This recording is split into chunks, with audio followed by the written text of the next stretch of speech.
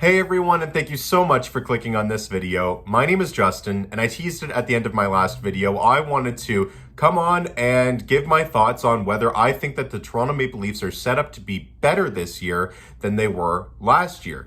And I've seen a lot of people having that conversation online. I do think that my perspective is a little bit different, so I hope you can hear me out and understand my reasoning for what I think is the case.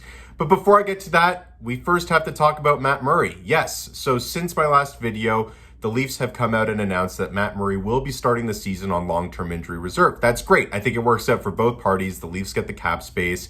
We now have some clarity on the situation. Matt Murray gets his contract. He'll get paid. He doesn't have to play. But I don't necessarily condone this kind of behavior. It's clearly cap circumvention, and I'm not going to mask that just because I'm a Leafs fan.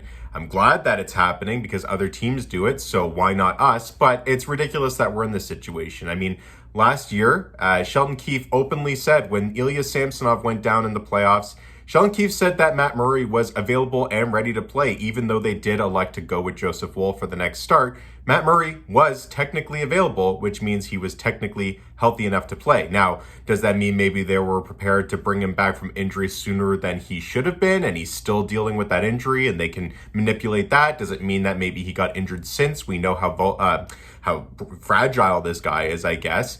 But what's probably the case is the team went to Matt Murray and said, look, here's the situation. You're likely going to get bought out. You're not going to get paid out as much money as you should. You're not really in a position to get picked up by another team in free agency, so you're not going to be playing anyway. You might as well help us out here. Stay on the roster, stay in Toronto, and get your full paycheck, and he probably agreed to do so.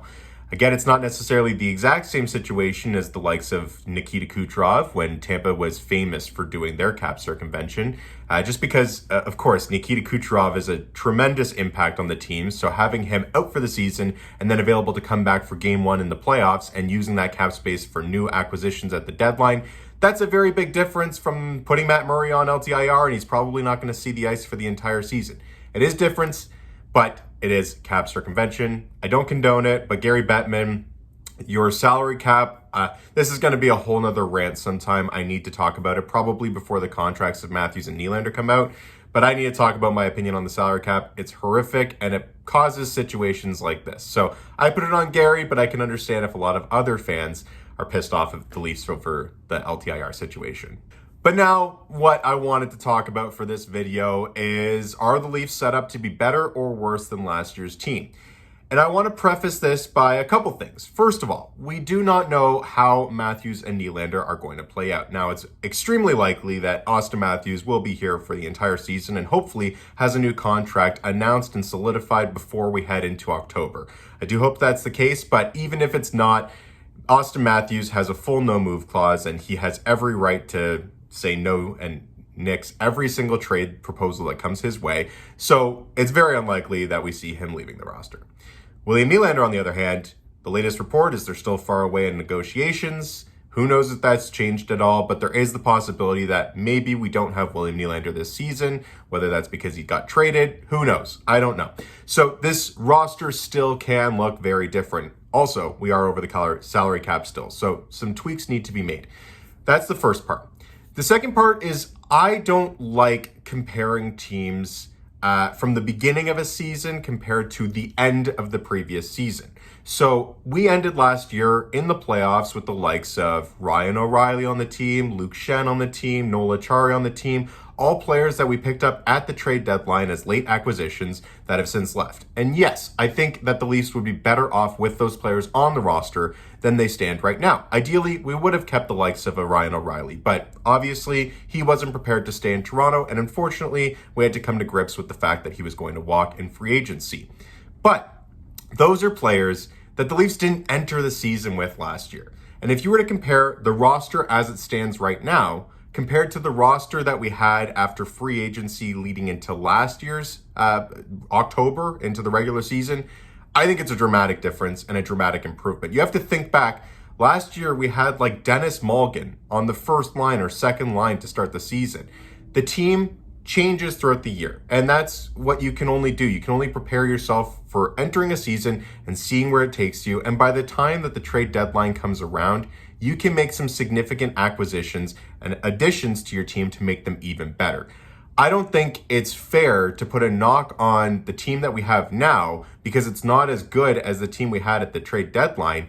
Because at the deadline, we had acquired more cap space, we had figured out what we needed in depth, and we made moves and adjustments that we're still going to make this year. We are entering this season in a pretty good spot, but who knows where we might be at the trade deadline if we can go out and get someone equally as impactful as Luke Schenn or Ryan O'Reilly or Noel Acciari. That is still in the cards. So this team that we're walking into the season with is extremely, extremely different from the team that will enter the playoffs with this season. That being said, I think this team is better. I think that we have a better set up team than I've seen in quite a long time. In previous years, not necessarily last year, but the defense was really a question mark. I think we've got a solid defense, and we know Brad Treliving still plans to make some adjustments. That's probably going to happen mid-season. So we know it's probably set up to be even better. But we've got the likes of Jake McCabe on the contract now. We've got Connor Timmins as your defensive depth, where last year it was more like Jordie Benn. And nothing wrong with Jordie Benn, but I think Connor Timmins and the likes that we have with our depth this year is just better suited off. But the biggest difference, and I think that this is rarely getting talked about, and I think we really should start paying a little bit more attention to it, is the Leafs left wing side. For years, I've thought that the Leafs left wing group has been the weakest of all areas on our roster. That includes defense, that includes goaltending. We've always struggled with left wingers. And in my last video, I referred to the most recent pure, real top 6 left winger that the Leafs have had was someone like Zach Hyman, who was also a homegrown, internal developed player that nobody anticipated on becoming a top 6 left winger, but we thrust him into that role, and fortunately enough, he succeeded. But the last guy that was in our top 6 as a left winger that you had knowing that that's a top 6 left winger was probably the likes of James Van Riemsdyk. It's been that long.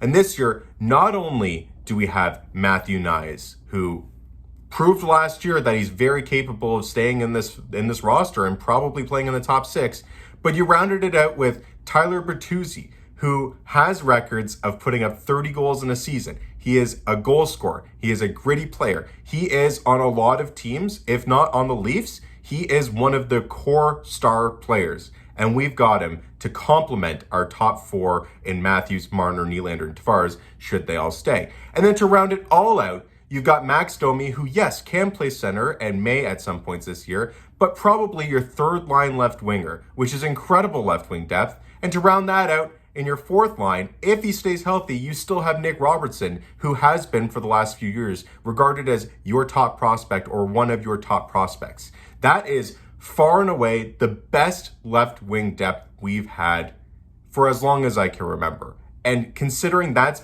been, in my mind, the biggest area that we've needed to improve, that is massive. And having a line where you've got 3 pieces that could easily put the puck in the net by putting someone like Matthews with Marner and Bertuzzi, that's a whole new threat that we haven't had before. I get Bunting was able to put over 20 goals in a year on that line, but imagine someone that's capable of putting 30, 35, maybe even approaching 40 with that group. That is unrivaled scoring depth that we haven't had, I don't think, with the history of this core 4.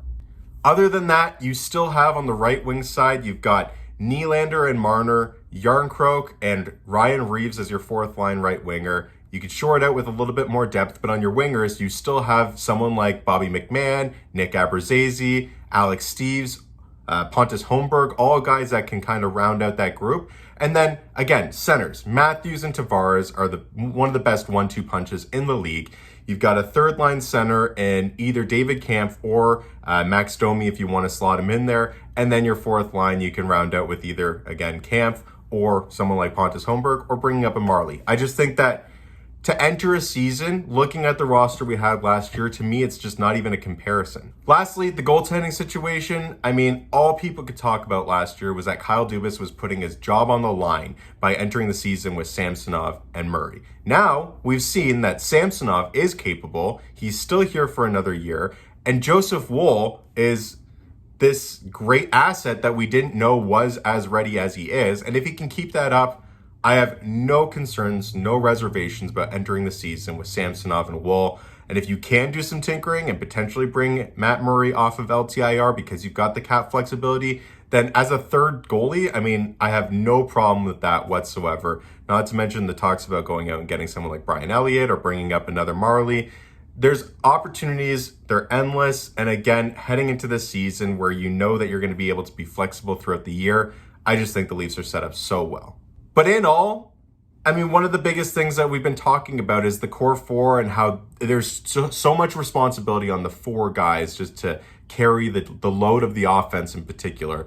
And by bringing in Domi and Bertuzzi, I really, really think that they're set up for success. I didn't even talk about bringing in Klingberg on the defensive groups. Now you have, Riley Brody, Klingberg, McCabe, Giordano Liljegren, Timmins. Like, I don't really see any major flaws sticking out there. And again, we're going into the season with the opportunity to improve on this team throughout the year, especially at the trade deadline. And if they can slowly accrue some cap space throughout the year, who knows what we can do. And if we trade Nylander, then so be it. I don't think that drops us off of a cliff, especially with the right wing depth that we've consistently had. And you get pieces in return, probably a forward and a defenseman. So I've got no reservations about this team. I'm really excited to see them play. I'm really, really excited to see the new acquisitions. I think Domi and Bertuzzi are going to fit right in. It's a shame that they're only on one-year deals. Klingberg's got a prove-it deal. If it doesn't end up well, so be it. He can get, obviously, dropped in free agency. And then Ryan Reeves, I think, is going to be fun to watch. But all around the roster, there's going to be exciting pieces that I think make us better this year. I'm not predicting that we're going to go further next year than we did this year, but I'd say we have as much of a shot this year as we have had in my recent memory, at least. So what are your thoughts on how the team is shaping up compared to last season? Again, I hope it makes sense that I don't want to compare it to last year's finishing team, but I encourage you to go and look at the roster that we had on opening night last year. I just don't think it's comparable at all. I think this team is far, far superior. And again, who knows how this is going to shape up by October? Who knows how this is going to shake up by the trade deadline? But I think that the Leafs are, quite in fact, set up for success and could even win the Atlantic, if not the President's Trophy this year. So we'll see what happens. Give me your thoughts. I appreciate you watching this video, and I will see you in the next one.